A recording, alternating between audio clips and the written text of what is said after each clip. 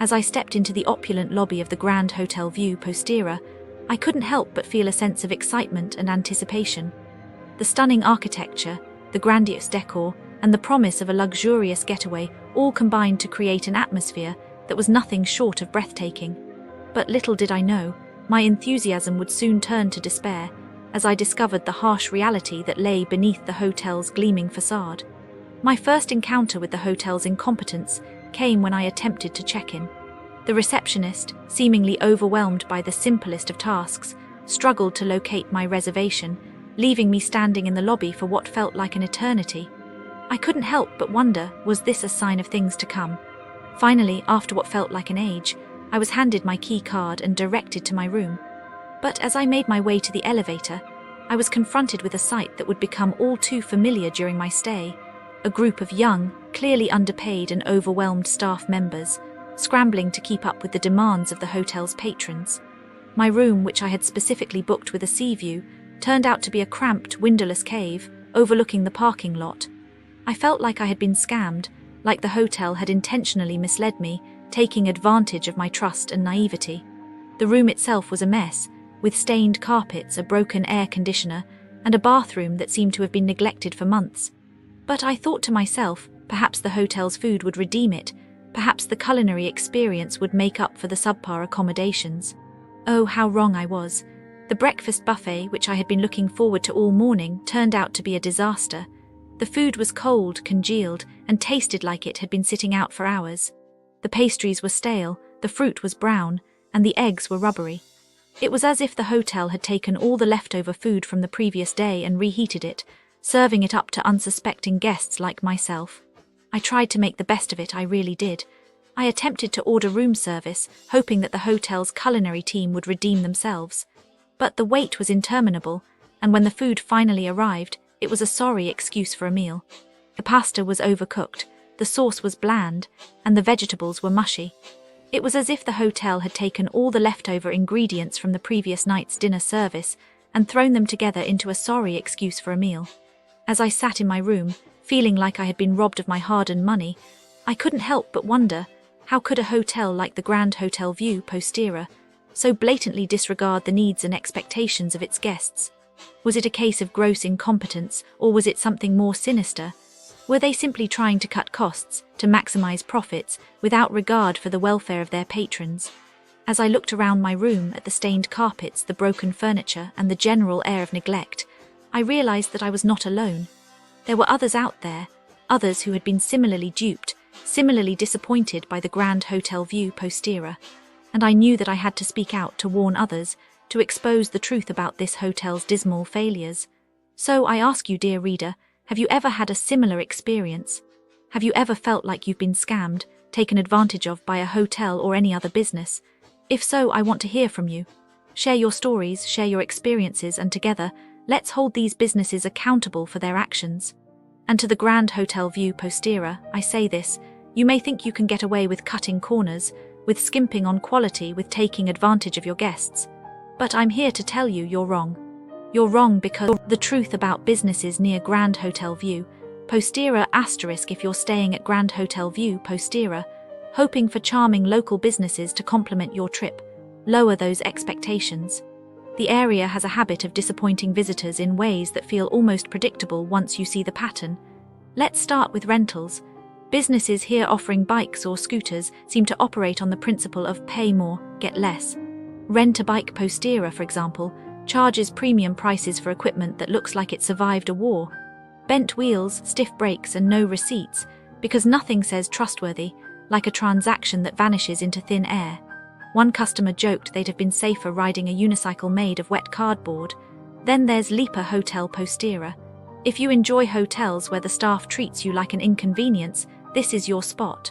Guests report locked doors at midnight, despite 24-hour reception promises, rooms that smell like a forgotten basement, and management so disinterested they might as well be ghosts. One traveller woke up with allergy symptoms every morning. Apparently, the beds double as pollen dispensers. The restaurant isn't much better. Imagine waiting 45 minutes for a pizza while watching your companion eat alone because the kitchen operates on island time. Which here means maybe tomorrow. Dining out near Grand Hotel View, prepare for frustration. Canoba Gustana specializes in culinary disappointment. Order a medium-rare tuna steak. You'll get one cooked into a leather sole. Ask for a table. You might be told to move away from the door like a stray dog. The waitstaff have mastered the art of avoiding eye contact. Impressive if it weren't so infuriating. And if you're late by 10 minutes, your reserved table vanishes. It's like the Hunger Games asterisk, but with worse food. Canoba Scalinada Villa Luca takes the adventure out of dining. Their calamari has the texture of a rubber band, and the fries swim in oil older than some of the guests. Service is a gamble. Will your food arrive in 30 minutes or 90? No one knows. One group waited so long they debated whether the chef was fishing for their dinner personally. And if you dare complain, the staff will imply you belong at a fast food joint. Charming. Carp Diem Beach HVAR is where wallets go to die. A €350 bottle of vodka, which costs €100 elsewhere, mandatory tips slipped onto bills, and a beach so rocky you'll question if it's a construction site. One guest was charged €200 extra and got a shrug when they complained. The vibe: we have your money, now leave. Even bars like Incognito Bar can't get basics right. Waiting 30 minutes for a beer while children run wild at midnight isn't quirky. It's a sign no one's in charge. The music: imagine a 90s playlist on repeat, played by someone who hates joy.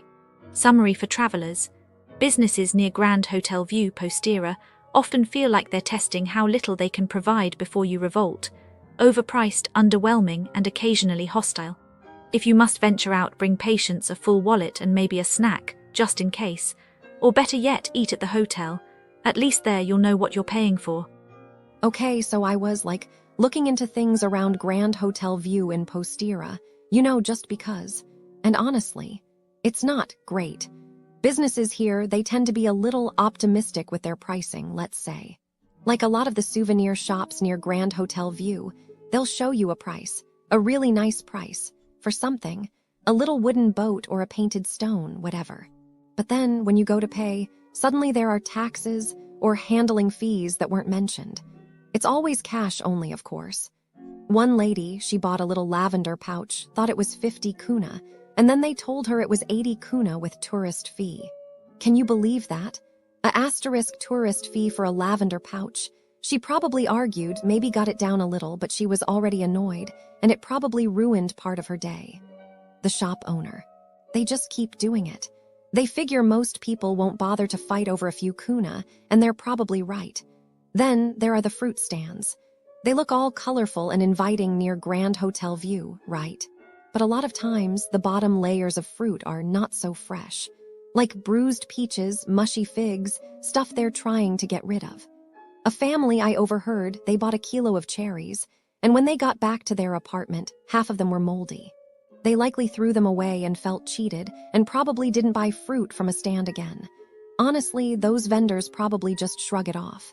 Tourists, they think, they won't come back. And oh, the exchange rates. If you try to use a card at a small shop near Grand Hotel View, they'll give you an absolutely terrible exchange rate. Like, way worse than what your bank would offer. It's a sneaky way to get extra money. I heard a guy complain he lost almost 100 kuna on a 200 kuna purchase just from the exchange rate. He probably reported it to his bank, but it's such a small amount, the bank probably couldn't do much. The shopkeeper just laughs, counting their extra kuna, There's this one little shop that sells olive oil, also near Grand Hotel View, and they'll let you taste the oil from a communal spoon. A communal spoon. Like everyone dips into the same spoon. It's disgusting, but more than that, it's a way to get you to buy overpriced, probably not even pure olive oil. After all, the people that taste test it before you, they could have anything. Who knows?